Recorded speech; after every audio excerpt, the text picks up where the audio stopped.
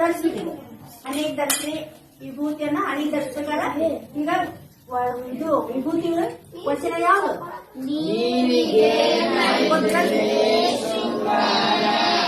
ಸಮುದ್ರಕ್ಕೆ. ನೋಡ್ರಿ, ಈಗ ನಿಮ್ ಮಾಡಕ್ ನೀವೇ ಹೇಳ್ಬೇಕು ಅಂಕಲಿಗೆ. ಈಗ ಮೊದಲು ವಿಭೂತಿ ಧರಿಸಿದ್ರಿ, ನೀವ ಧರಿಸಿದ್ರಿ. ಈಗ ಪಾಟ್ಯದೊಳಗ ಲಿಂಗಪ್ಪನ ಒಂದು ಬಟ್ಟಲದೊಳಗ ಇಟ್ಟು ಹಾಕ್ರಿ.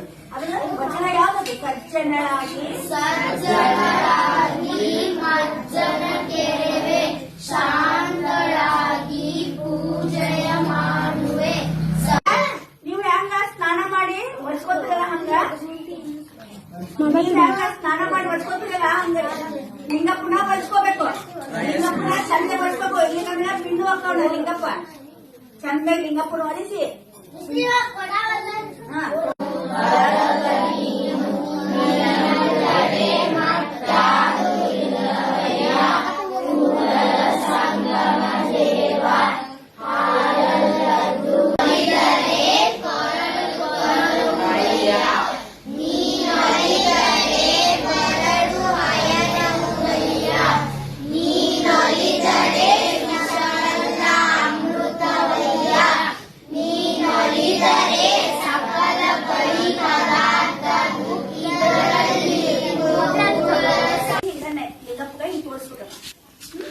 ಇಲ್ಲಿ ಇಟ್ಕೊಂಡು ಅಥವಾ ಇಲ್ಲಿ ಮುಂದೆ ಇಟ್ಕೊಂಡು ಇಲ್ಲಿ ಲಿಂಗಪ್ಪಗ ನೈವೇದ್ಯ ತೋರಿಸ್ಬೇಕು.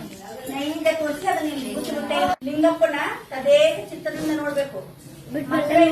ಶಿವ ಶಿವ ಬಸವ ಬಸವ ಅನ್ಕೊಂತ, ಶಿವ ಶಿವ ಬಸವ ಬಸವ ಅನ್ಕೊಂತ ಲಿಂಗಪ್ಪ ನೋಡ್ರಿ. ಓಂ ನಮ ಶಿವಾಯ್, ಶಿವ ಶಿವ ಬಸವ ಬಸವ ಅನ್ಕೊಂತ ಅವನೇ ನೋಡ್ಬೇಕು. ಲಿಂಗಪ್ಪನ ನೋಡ್ಬೇಕು, ಯಾರು ನೋಡ್ಬೇಡ್ರಿ. ಮನಸ್ಸಿನಾಗ ಅನ್ಬೇಕು, ಮನಸ್ಸಿನಾಗ ಅನ್ಕೊಂತ ನೋಡ್ರಿ. ಅದೇ ಈಗ ಹೂಗಳನ್ನ ತೆಗೆದು ಆ ನೀರಿನ ಹಾಕ್ರಿ. ನೀರಿನ ಪಾತ್ರೆ ಹಾಕ್ರಿ.